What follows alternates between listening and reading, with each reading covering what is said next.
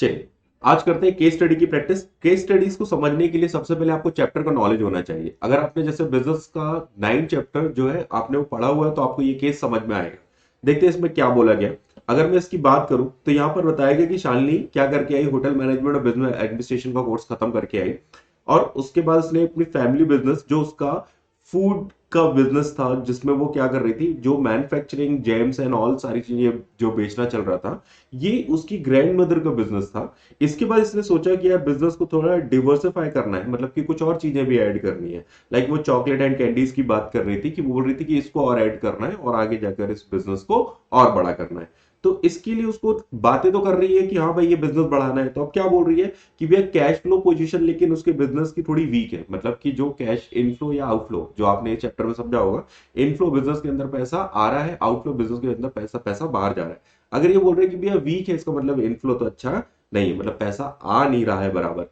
तो ये बोलते हैं कि ठीक है, अब अगर मान लीजिए इसके बाद भी इनको 50 लाख रुपए की रिक्वायरमेंट है कि क्योंकि ये एक नया बिजनेस मॉडल और ऐड करना चाहते हैं, तो अब इसके लिए इनको 50 लाख रुपए कहां से लेने चाहिए।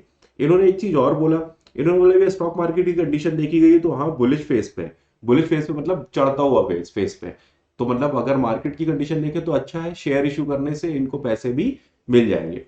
इसका साफ तौर पे अगर देखा जाए तो अगर आपको डेट और इक्विटी के बारे में पता है कि भैया डेट कब लेना चाहिए, इक्विटी कब इशू करना चाहिए, तो ये दोनों का अगर रिलेशन पता है तो आपको ये क्वेश्चन समझ में आ जाएगा। जिनको ये ही नहीं पता, मीनिंग ही नहीं पता, बेटा ये उनको नहीं समझ आएगा। तो ये कितनी भी कोशिश कर लो कि आप अगर डायरेक्ट जाकर केस पढ़ते हो और आपको चैप्टर का नॉलेज नहीं है, तो ये चैप्टर आपके लिए मुश्किल हो जाएगा। समझते हैं कि भैया अगर जिनको पता है उनको ये बात कैसे समझ आ रही है। तो ये देखिए स्टॉक मार्केट रिएक्शन अगर बुलिश पीरियड पे दिखा रहा है तो इसका मतलब एक ये आपको एक हिंट दे रहा है कि भैया इसके लिए ज्यादा अच्छा मार्केट कौन सा है, इक्विटी। ये इक्विटी के थ्रू क्या करें, पैसे लेकर आए और अपने बिजनेस में लगाएं तो शायद इनको ज्यादा फायदा होगा। अब आप समझिए, लेकिन क्वेश्चन क्या बोलता है। अगर ये बोल रहा है keeping the above consideration in the mind and name the source of finance Shalini should. अब यहां तक कुछ लोग क्वेश्चन पढ़ते हैं और क्या करते हैं, आंसर देना चालू कर देते हैं कि इक्विटी लिख दिया, ये लिख दिया, वो लिख, लेकिन बोला शालिनी शुड नॉट।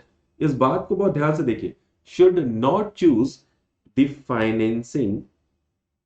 अब यहां पर बोल रहे हैं कि क्या नहीं चूज करना है फाइनेंस के लिए। अब ये बोलता है कि भैया आप समझिए, ये बोल रहे हैं कि आपके आंसर यहां बदल जाएगा। आप अगर बोलते हो कि कोई लोग इसको बोलते हैं कि भैया इक्विटी, सीधे लिख देते हैं अपन इक्विटी, लेकिन आपको यहां पढ़ना होगा कि वो पूछ क्या रहा है, ये इंपॉर्टेंट है। अगर ये आपको समझ आ रहा है तो ही आप केस का सही आंसर दे पाएंगे।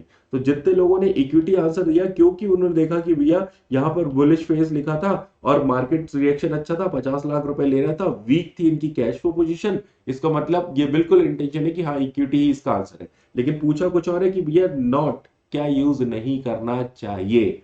तो अब आपका आंसर बदल जाएगा और आंसर हो जाएगा डेट। अगर इस केस को समझने में आपको दिक्कत हो रही है, इसका मतलब आपका चैप्टर का अभी क्या है, कॉन्सेप्ट वीक है। आप जाकर चैप्टर में पढ़ेंगे, फिर उसके बाद आप आकर केस पढ़ेंगे तो आपको इजीली बनेगा। अगर आप